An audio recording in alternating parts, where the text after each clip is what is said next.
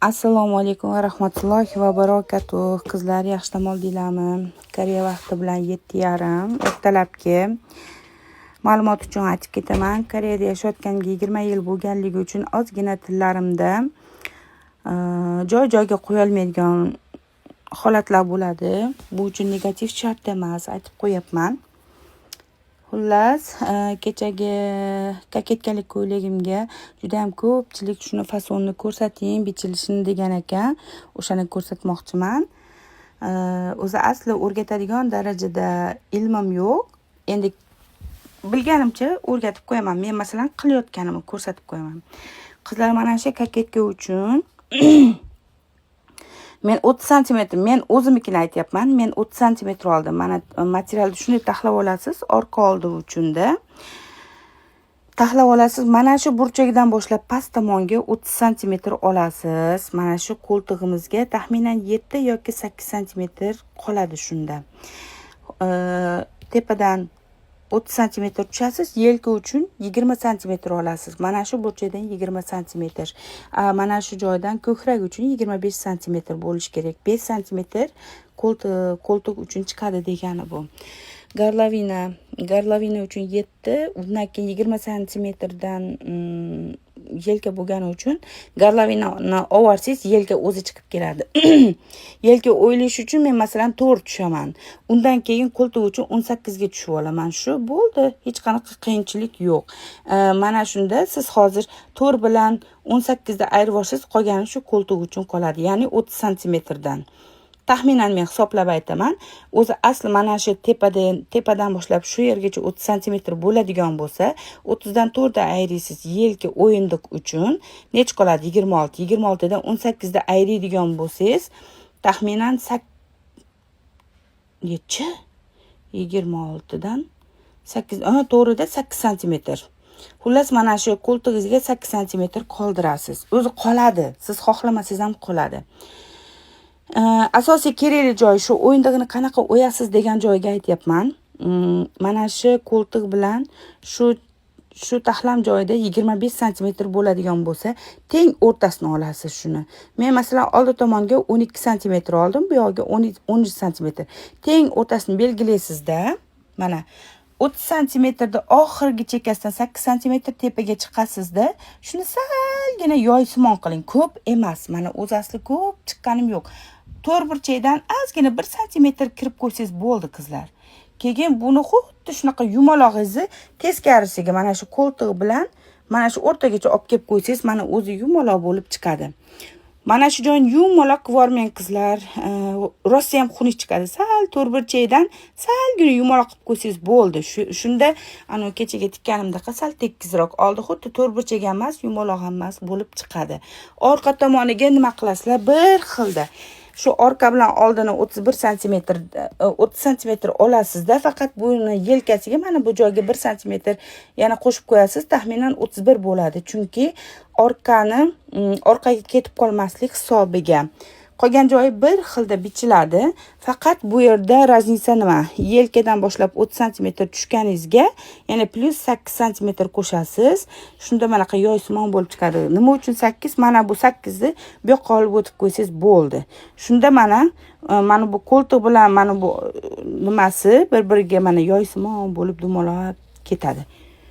Hech qanaqa qiyinchilik yo'q, qizlar. Mana bu metkalar, prosta men o'rtasini olganim. Xolos, mana shu. Oddiygina endi xulosa qilib tushuntirib o'taman. Kaketka uchun 30 cm uzunlik, yelka uchun 20, ko'krak uchun 25. Mana shu o'yindiq uchun 8 cm tepaga chiqasiz, orqadan 8 cm pastga tushasiz. Bo'ldi, все, tugadi. Endi qopini ham so'rashibdi. Mayli, qopini ham boshqadan ko'rsatib qo'yaman, chunki boshqa ko'ylakni bichgani hali vaqtim borda, o'shaning uchun shunaqa qiyiqimlardan ko'rsatyapman. Etagingiz borkasini ko'p bo'lish uchun nima qilishim kerak debsizlar. Men o'zimdagini aytaman, kechagi bichgan ko'ylagimdagini aytaman. Uzunligini o'zingiz xohishingiz bo'yicha olasiz. Mana shu 150 cmlik eni bir endi shunday taxlaysizda, chekka tomondan 10 cm shunday qiyalatib etakka olib tashlang. Mana shu joydan olib tashlagan joyingizdan 8 sm mana oldidagi kaketkamizda 8 sm bor-ku, shu qo'ltiq tomondan 8 sm tushasizda. Mana shu 150 sm materialni teng o'rtasidan bo'klasangiz 75, 75 ni ham teng o'rtasidan bo'lasizda. Mana 35 bo'ladi. Pastda 35 dan shu yerdan ozginagina shu yerini yumaloq qiling. Bu yoqqacha olib kelmang. O'rtangiz tepaga ko'tarilib ketib qoladi. Bu yerdan pastga hech qancha olmaysizda. Shu 8 da mana shunday o'yib qo'ysangiz, bu oldi tomoni bo'ladi. Mana shu yerni metka qilib qo'ysangiz, mana shu joyini, mana shu metka qilgan joyingiz bilan mana shu joyini metka qilgan joyingiz oldi tomoni bo'ladi. U metkani pastroqqa tushgan tomoni mana shu kaketkani orqa tomoniga bo'ladi. Menimcha tushunarli bo'ldi-yo. Doimgidek shu etek tomonidan 3 sm da o'rtagacha olib kelib tashlasangiz, ikki yoni osilib qolmaydi. Orqasi. Xo'sh, orqasini ham aytib ketay. Orqasi. Voy, belim qattiq qoldi. Mayli, endi orqasini shunday tushuntirib qo'yaman. Xuddi shunaqa qilib 10 sm dan chekkasini olib tashlaysizda. Endi nima qilasiz? Mana bu 8 ni mana bu o'rta tomonga, buklangan tomonga olib kelib turib, faqat buni qo'ltiqqa olib chiqib qo'yasiz. Bu o'rtaga kelmaydi, chunki bu qo'ltiqdan boshlab yumalab tushib ketgan-ku.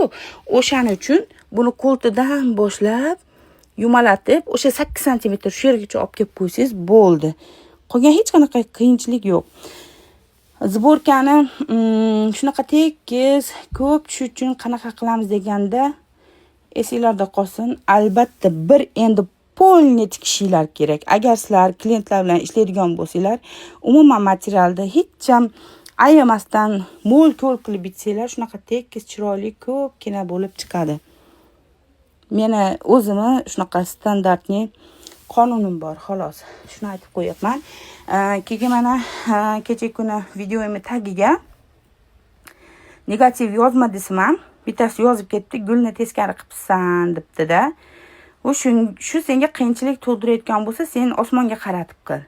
Bugun ertalab tursam 30 yillik stajini maqtanibdi bittasi, hali men tikib kelganimga yetib kelmading deb. Nima qilay? Bo'lmasa bitta ham menga obrazesga videosidan nimasidan qo'yib qo'ymabsan-da, nima deydi? Profilingga. Hech narsang yo'qda, nimaga menga u yerga kirib stajingni maqtanyapsan, tushunmadim.